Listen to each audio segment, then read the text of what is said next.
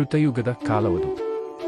ದಿತಿ ಮತ್ತು ಕಶ್ಯಪ ಮುನಿಗಳ ಪುತ್ರನಾದ ಹಿರಣ್ಯಾಕ್ಷ ಎಂಬ ಬಲಶಾಲಿ ರಾಕ್ಷಸನಿದ್ದನು. ಅವನು ಬ್ರಹ್ಮನಿಂದ ವರಗಳನ್ನು ಪಡೆದು ಅತ್ಯಂತ ಶಕ್ತಿಶಾಲಿಯಾಗಿದ್ದನು. ತನಗಿಂತ ಬಲಶಾಲಿ ಈ ಲೋಕದಲ್ಲಿ ಯಾರೂ ಇಲ್ಲ ಎಂಬ ಅಹಂಕಾರ ಅವನಲ್ಲಿ ಮನೆಮಾಡಿತ್ತು. ಅವನು ದೇವತೆಗಳನ್ನು ಸೋಲಿಸಿ ಇಡೀ ಭೂಮಿಯನ್ನೇ ನಡುಗಿಸುತ್ತಿದ್ದನು. ಒಮ್ಮೆ ಹಿರಣ್ಯಾಕ್ಷನು ವಿಚಿತ್ರವಾದ ಸಾಹಸಕ್ಕೆ ಕೈಹಾಕಿದನು.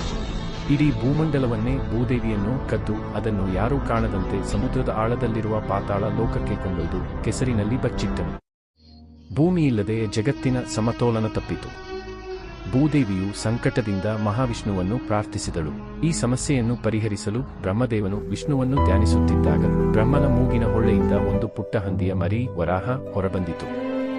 ಅದು ನೋಡುತ್ತಿದ್ದಂತೆಯೇ ಆಕಾಶದಷ್ಟು ಎತ್ತರಕ್ಕೆ ಬೆಳೆದು ಬೃಹತ್ ವರಾಹ ರೂಪ ತಾಳಿತು. ಅದರ ಗರ್ಜನೆಗೆ ದಿಕ್ಕುಗಳೇ ನಡುಗಿದವು. ಆ ವರಾಹ ರೂಪದ ಹರಿಯು ಭೂಮಿಯನ್ನು ಹುಡುಕುತ್ತಾ ಸಮುದ್ರದ ಆಳಕ್ಕೆ ಧುಮುಕಿದನು.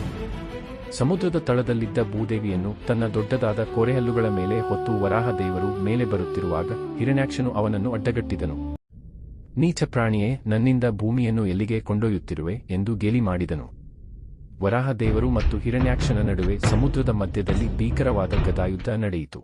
ದೇವತೆಗಳೆಲ್ಲರೂ ಆಕಾಶದಿಂದ ಈ ಯುದ್ಧವನ್ನು ನೋಡುತ್ತಿದ್ದರು. ಕೊನೆಗೆ ವರಾಹ ರೂಪದಲ್ಲಿದ್ದ ವಿಷ್ಣುವು ತನ್ನ ದಿವ್ಯ ಶಕ್ತಿಯಿಂದ ಹಿರಣ್ಯಾಕ್ಷನನ್ನು ಸಂಹರಿಸಿದನು. ನಂತರ ಕೆಸರಿನಲ್ಲಿ ಮುಳುಗಿದ್ದ ಭೂದೇವಿಯನ್ನು ತನ್ನ ಕೋರೆಹಲ್ಲುಗಳ ಮೇಲೆ ಭದ್ರವಾಗಿ ಇರಿಸಿಕೊಂಡು ಸಮುದ್ರದಿಂದ ಮೇಲೆ ತಂದು ಯಥಾಸ್ಥಾನದಲ್ಲಿ ಸ್ಥಾಪಿಸಿದನು. ಭೂದೇವಿಯು ವಿಷ್ಣುವಿನ ಈ ಕೃಪೆಗೆ ಧನ್ಯವಾದ ಅರ್ಪಿಸಿದಳು.